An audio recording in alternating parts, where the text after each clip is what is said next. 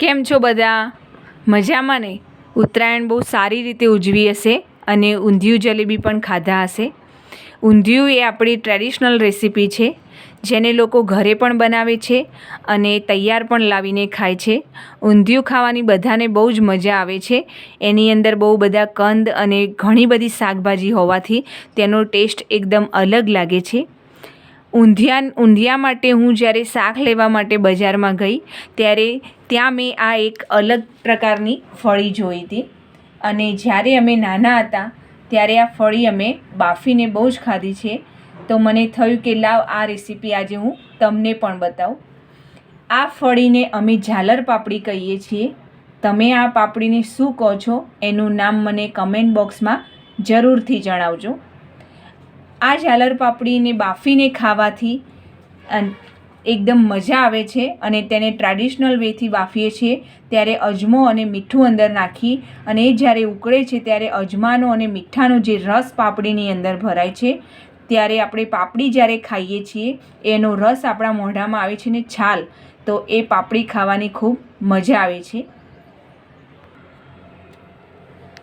આ પાપડી અમુક જ પ્રદેશમાં થાય છે, જેમ કે બનાસકાંઠા સાઈડ આ પાપડી વધારે જોવા મળે છે, બીજે આ પાપડી ઓછી જોવા મળે છે અને અમુક જગ્યાએ તો આ પાપડી જોવા પણ મળતી નથી. આ પાપડીને આપણે ઉત્તરાયણમાં ઊંધિયામાં અને ખીચડામાં, ખાસ કરીને ખીચડામાં આ પાપડીના દાણા નાખવામાં આવે છે અને જેનાથી ખીચડાનો ટેસ્ટ અનેક ગણો વધી જાય છે. આ પાપડીને આમ ફોલી અને ખાવાની નથી, એને બાફી દઈએ ત્યાર પછી એનો આ ભાગ છે એ બે દાંતની વચ્ચે જવા દઈ અને એને ખેંચીને જેમ કે આપણે સરગવો ખાઈએ છીએ એ રીતે ખાવાની છે, જેથી એનો રસ અને છાલ અને દાણા બધું જ એ મોઢામાં એક અલગ પ્રકારનો ટેસ્ટ મૂકીને જાય છે. આ પાપડી જો તમે એકવાર ખાશો તો એનો સ્વાદ તમારા મોઢામાં જ રહી જશે. અને આ પાપડી ડિસેમ્બરના એન્ડથી લઈ અને જાન્યુઆરી સુધીના ગાળામાં જ મળે છે. આ પાપડી જો તમને ક્યાંય મળે તો તમે અચૂકથી આને બાફીને ખાવાની ભૂલશો નહીં. તો આજે આપણે આ પાપડીને ટ્રેડિશનલ વેથી કેવી રીતે બાફીશું એ હું તમને બતાવીશ. અહીંયા આપણે ટ્રેડિશનલ વેથી બાફીશું એટલે મેં અહીંયા સ્ટવ ચાલુ કરીને માટીની હાંડી ચડાવી છે. આને તમે કુકરમાં પણ બાફી શકો છો, પણ ટ્રેડિશનલ વેથી જો બાફવી હોય તો તમે માટીની હાંડીમાં બાફો છો તો એનો ટેસ્ટ એક અલગ જ આવે છે. તો હવે આની અંદર આપણે પાણી એડ કરીશું.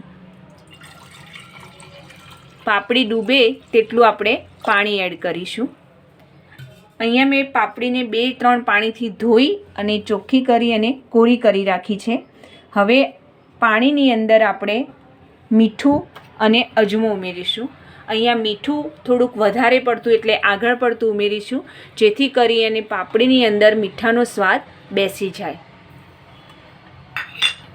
અજમાને આપણે આ રીતે હાથમાં લઈ અને થોડોક મસળી અને ઉમેરીશું, જેથી કરીને અજમો એકદમ સુગંધીદાર પાણી બની જાય.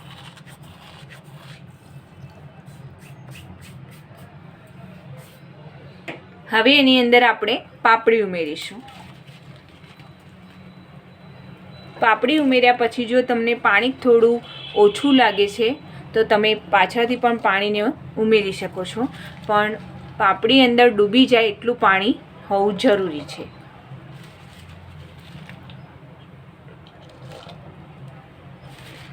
અહીંયા મેં 1 ટેબલ સ્પૂન અજમો અને 2 ટેબલ સ્પૂન મીઠું લીધું છે. તમે પાપડી જે પ્રમાણે બાફતા હોય એ પ્રમાણે વધારે ઓછું કરી શકો છો.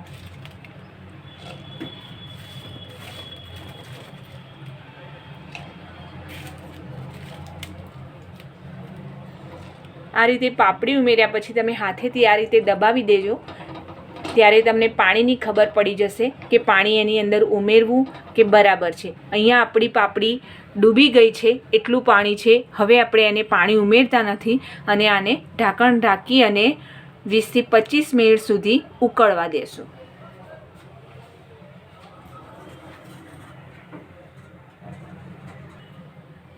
અને આ રીતે ઢાંકી દીધી છે અને મીડિયમ ગેસ પર આપણે એને 20 થી 25 મિનિટ સુધી ઉકળવા દઈશું, જેથી કરીને પાણી જેમ જેમ ઉકળીને ગરમ થશે એ રીતે મીઠું અને અજમો ભળી અને એનો ટેસ્ટ પાપડીની અંદર સમાઈ જશે.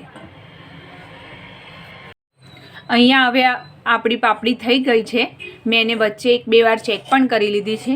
અને જ્યારે આ ચડતી હોય ત્યારે એની જે સુગંધ આવે છે એકદમ યુનિક છે. એટલી તો મજા આવે કે આપણે એની જોડે જ ઊભા રહીએ. હવે અહીંયા આપણી આ પાપડી થઈ ગઈ છે, તો હવે ગેસ બંધ કરી દઈશું અને એને આપણે બહાર લઈ લઈશું. તમને એનો કલર એકદમ ચેન્જ થઈ ગયેલો દેખાય છે અને અંદરના દાણા પણ તમને ચોખ્ખા દેખાઈ રહ્યા છે. તો આ પાપડીને હવે આપણે ગરમા ગરમ સર્વ કરીશું. જ્યારે ઠંડી હોય ત્યારે સવારમાં કે રાત્રે આ ગરમા ગરમ ખાવાની બહુ જ મજા આવે છે. અને આને આ જ પાણીમાં રાખી અને તમારે ખાવાની, જેથી કરીને એનો રસ એકદમ પાણીમાં પાપડી સાથે જળવાઈ રહે છે અને એનો રસ ચૂસીને ખાવાની ખૂબ મજા આવે છે.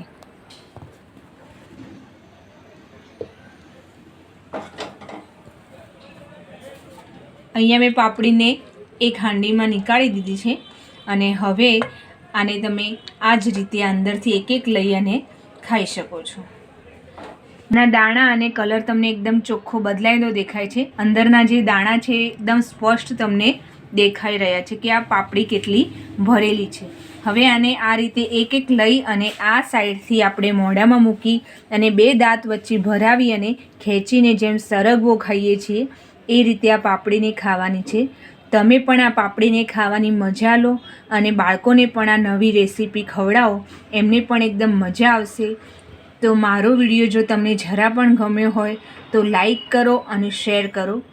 બેલ આઇકોનને જરૂરથી પ્રેસ કરો જેથી મારા આવનારા તમામ નવા વિડીયોની રેસીપી તમને જલ્દીથી જોવા મળે. અને હા, આનું નામ કમેન્ટ બોક્સમાં તમે જરૂરથી જણાવજો. આવજો.